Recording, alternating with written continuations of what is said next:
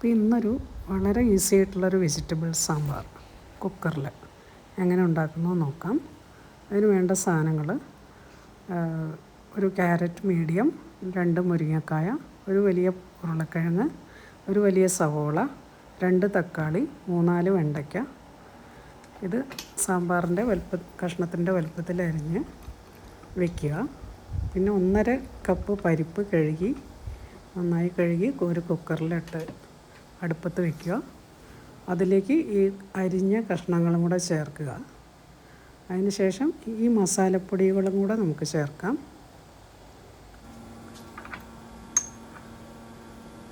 ഒരു 3/4 ടീസ്പൂൺ മഞ്ഞൾപ്പൊടി, 2 level table spoon sambar പൊടി, 2 ഹീപ്ഡ് ടീസ്പൂൺസ് ഉപ്പ് ഇടുക. നിങ്ങളുടെ ആവശ്യത്തിന് ഇടാം. പിന്നെ ഒരു 1/4 ടീസ്പൂൺ കായത്തിൻ്റെ പൊടി, പിന്നെ 1 ടീസ്പൂൺ വളരെ തിക്കായിട്ടുള്ള പുളിയുടെ പേസ്റ്റ്, റെഡിമെയ്ഡ് പേസ്റ്റാണ് ഞാൻ എടുത്തിരിക്കുന്നത്. നിങ്ങൾക്ക് ഒരു ചെറുനാരങ്ങ വലുപ്പത്തിലുള്ള പുളി നന്നായി പിഴിഞ്ഞിട്ട് ആ വെള്ളം ഒഴിക്കാം.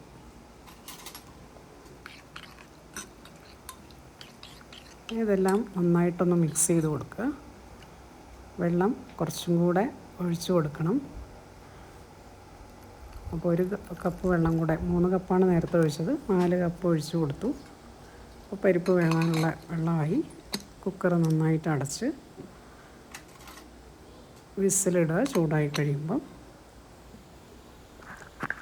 പിന്നെ ഒരു 3 വിസിൽ വരെ വെയിറ്റ് ചെയ്യണം.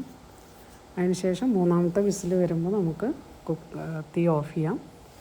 അതിനുശേഷം പ്രഷർ നന്നായിട്ട് റിലീസായതിന് ശേഷം നമുക്ക് കുക്കറിൻ്റെ അടപ്പ് തുറക്കാം. 3 വിസിൽ വരട്ടെ. ആദ്യത്തേത് വന്നു കഴിഞ്ഞാൽ പിന്നെ വേഗം വരും. 2ാമത്തെ വിസിലും വന്നു.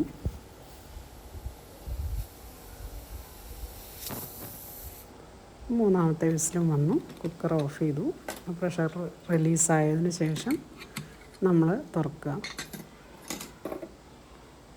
എന്നിട്ട് നന്നായിട്ടൊന്ന് ഇളക്കി കൊടുക്കുക. ഇളക്കുമ്പോൾ നമ്മൾ പരിപ്പ് മാത്രമേ ഒന്ന് ഉടയ്ക്കാവുള്ളൂ, കഷ്ണങ്ങൾ ഉടയ്ക്കരുത്. എന്നാലും എല്ലാം ഒന്ന് മിക്സ് ആവുകയും വേണം. ആ രീതിയിൽ ഇളക്കി കൊടുക്കണം.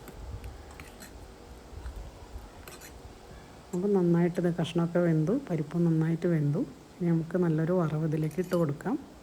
അതിലേക്ക് ഞാനൊരു 3 ടീസ്പൂൺ വെളിച്ചെണ്ണ, അത് നിങ്ങളുടെ ആവശ്യത്തിനനുസരിച്ച് എടുക്കാം.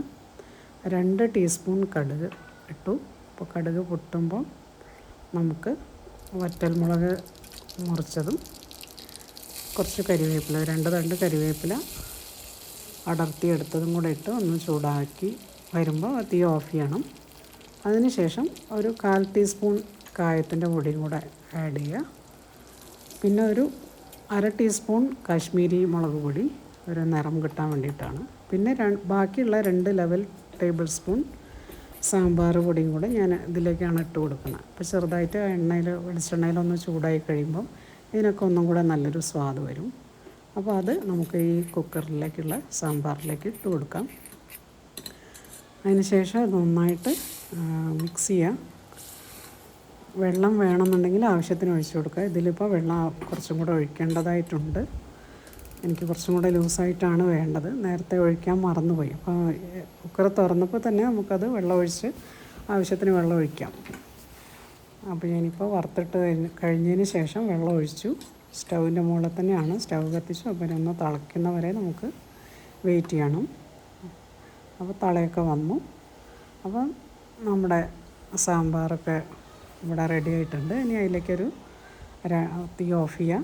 2 ടേബിൾ സ്പൂൺ മല്ലിയിലയും കൂടെ ഇട്ട് കൊടുക്കാം. അപ്പോൾ നമ്മളെ സാമ്പാർ റെഡിയാണ്. Thank you.